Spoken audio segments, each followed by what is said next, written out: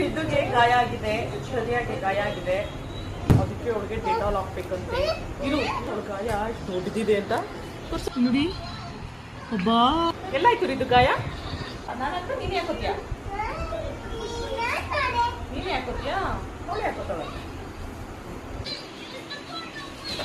ಆಯ್ತು ಬಿಡು. ಅದು ಹೀಗಲ್ಲ, ಹೀಗೆ ಹೀಗೆ ಕಾಟನ್ನು ಫುಲ್ಲು ರೋಲ್ ಮಾಡ್ಕೋಬೇಕು. ಹೀಗೆ ಹೀಗೆ ಅರ್ಧ ಇಟ್ಟು ಸ್ವಲ್ಪ ಟಚ್ ಆಗ್ಬೇಕು ಅದಕ್ಕೆ. ಓಕೆ, ಜಾಸ್ತಿನೇ ಆಯ್ತು. ಹಿಂಗಿರೋ ಗಾಯಕ್ಕೆ ಜಾಸ್ತಿನೇ ಆಯ್ತು. ಈಗ ಮಾಡಿ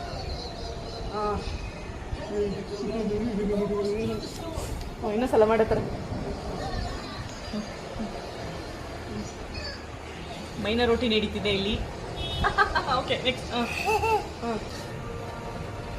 ಓಕೆ, ಗುಡ್. ಬಾ, ನಾನು ಮಾಡ್ತೀನಿ. ಸಿ ಮಾಟ್ಗೆ ನುಗ್ಗೆ ಸೊಪ್ಪು ತಗೊಬಂದಿದ್ರು. ಸೊ ಸ್ವಲ್ಪ ಉಳಿದಿತ್ತು.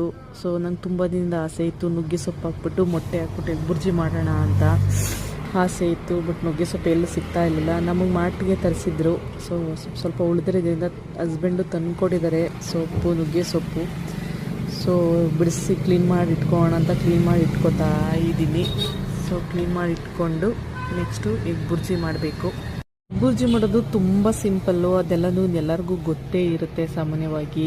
ಬಟ್ ನಾನು ಎಗ್ ಬುರ್ಜಿ ಮಾಡಬೇಕಾದ್ರೆ ಸೊಪ್ಪನ್ನ ಕೆಲವರು ತೊಳೆದ್ಬಿಟ್ಟು ಕ್ಲೀನ್ ಮಾಡಿಬಿಟ್ಟು ಹಾಗೆ ಹಾಕ್ತಾರೆ. ಬಟ್ ನಾನು ಸ್ವಲ್ಪ ಬೇಯಿಸ್ಬಿಟ್ಟು ಹಾಕ್ತೀನಿ. ಏಕೆಂದರೆ ಎಗ್ ಬುರ್ಜಿ ಹಸಿ ಹಸಿ ಇರುತ್ತೆ. ಹಾಗೆ ಎಗ್ ಬುರ್ಜಿಲಿ ಸೊಪ್ಪು ಹಸಿ ಹಸಿ ಇರುತ್ತೆ, ಬೆಂದೇ ಇರಲ್ಲ, ಬಾಯಿಗೆ ಸಿಗ್ತಾ ಇರುತ್ತೆ. ಸೊ ನಾನು ಅದನ್ನು ಬೇಯಿಸ್ಬಿಟ್ಟು 2 ನಿಮಿಷ ಬೇಯಿಸ್ಬಿಟ್ಟು ಆಮೇಲೆ ಎಗ್ ಬುರ್ಜಿಗೆ ಹಾಕ್ತೀನಿ. ಸೊ ಈ ಎಣ್ಣೆ, ಈರುಳ್ಳಿ, ಹಸಿಮೆಣಸಿನಕಾಯಿ ಹಾಕ್ಕೊಂಡು ಹುರ್ಕೋತಾ ಇದ್ದೀನಿ. ಬೇಗ ಸಿಂಪಲ್ಲಲ್ಲ, ಒಂದು ಫಟಾಫಟ್ ಅಂತ 2 ನಿಮಿಷದಲ್ಲಿ ಆಗಿಬಿಡುತ್ತೆ. ಎಣ್ಣೆ ಹಾಕಿ ಈರುಳ್ಳಿ, ಹಸಿಮೆಣಸಿನಕಾಯಿ ಹಾಕಿ ಹುರಿತಾ ಇದ್ದೀನಿ. ಸೊ ಈಗ ನುಗ್ಗೆ ಸೊಪ್ಪು ಬೇಯೋದಕ್ಕೆ ಹಾಕಿದ್ದೀನಿ. ಅದನ್ನು ಎತ್ತು ಅದಕ್ಕೆ ಹಾಕಿ ಬುರ್ಜಿ ಇಸ್ ರೆಡಿ.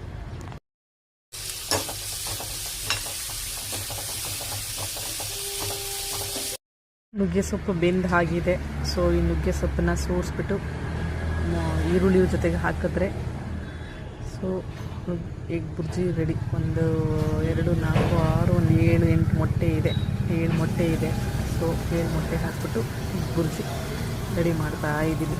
ಏನು ಮಾಡೋದು, ಅರ್ಜೆಂಟ್ಗೆ ಊಟಕ್ಕೆ ಸೈಜ್ಗೇನಿಲ್ಲ ಅಂದರೆ ಊಟ ಸೇರೋದೇ ಇಲ್ಲ. ಸೊ ಏನಾದರೂ ಇರಲೇಬೇಕಲ್ಲ. ಸೊ ಫಟಾಫಟ್ ಎಗ್ ಬುರ್ಜಿ ರೆಡಿ ಆಗುತ್ತೆ.